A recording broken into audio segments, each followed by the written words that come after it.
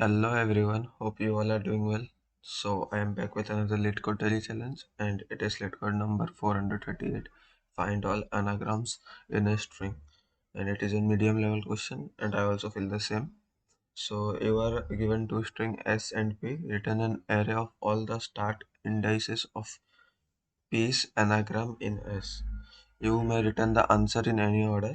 An anagram is a word or phrase formed by rearranging the letter of a different word or phrase, typically using all the original letters exactly once.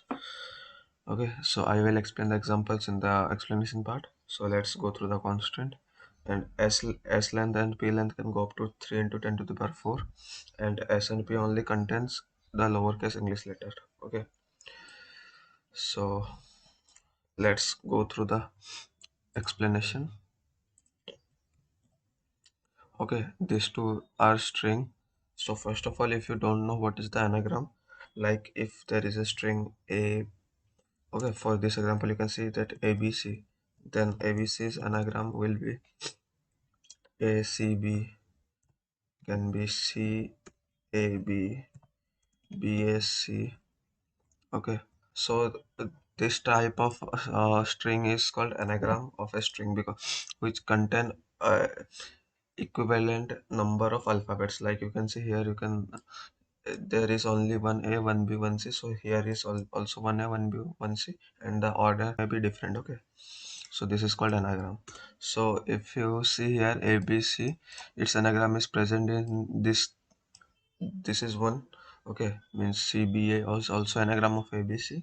So one answer is 0, means one output is 0, and again you can see that then BAE not anagram, AEB not anagram, EBA is also not anagram, BAP is not anagram, ABA is also not anagram, but BS is anagram, BP, AA and CC.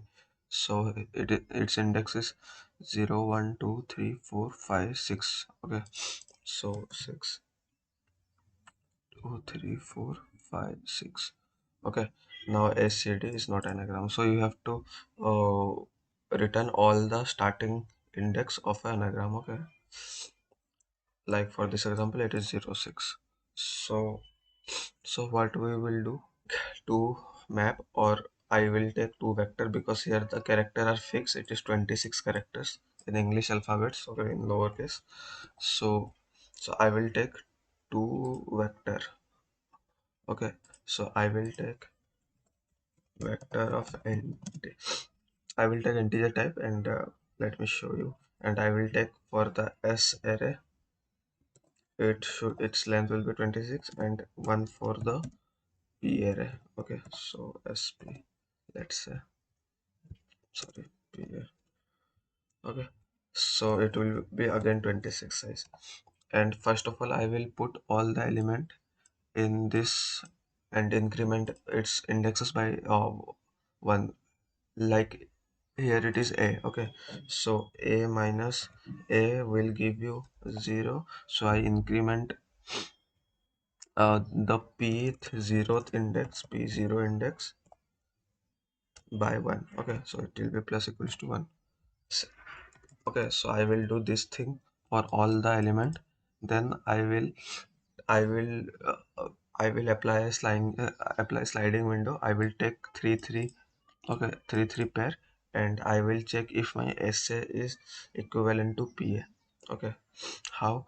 Like first I increment the C by 1, then B by 1, then A by 1.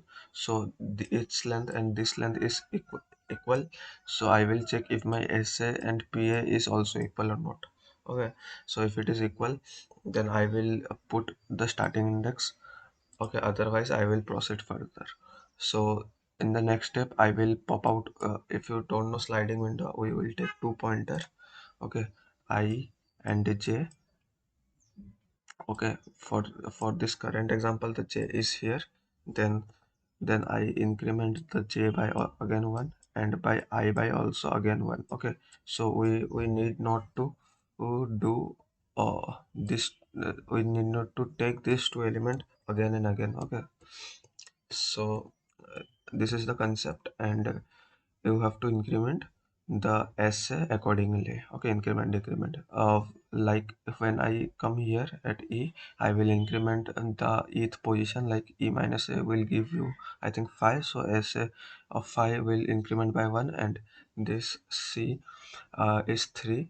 Okay, C minus A will give you 3, so essay of 3 will be reduced by 1 as we are leaving this. Okay, so this is the whole concept, and it will take 26 into n. Okay, n is the length of the s. Okay, so it will take this much time. So its equivalent time is of n, and it will submit successfully. Okay, so let me show you the code. Okay, this is the code. I have taken an S array and P array. Then I take the size, and if my S value, S length is less than P length, okay, means my string length is less than my pattern length, so there is no possible way you can return any answer. So I will return a empty vector. Then I iterate through the P and store all the element, uh, and increments its positions. Okay, as I have told you. Then I taken an answer vector, and I taken two pointer ij, and I track the j to the length of the p. Okay, means p string. Then I increment it as I told you, and I check if it is present or not. Okay, means if it is equal or not. So if it is, then I will store it. Okay, and otherwise, then I iterate both the pointer equally to check if it is present. If then I check if it is equal or not. Then I simply return the answer. Okay, so let's see. Okay, submitted, and hope you understood the explanation. And if you do a like, share, and subscribe to the channel. And as usual, I will provide my code and the questioning in the description box, so you can check it out there. So I will see you tomorrow. Till then, goodbye.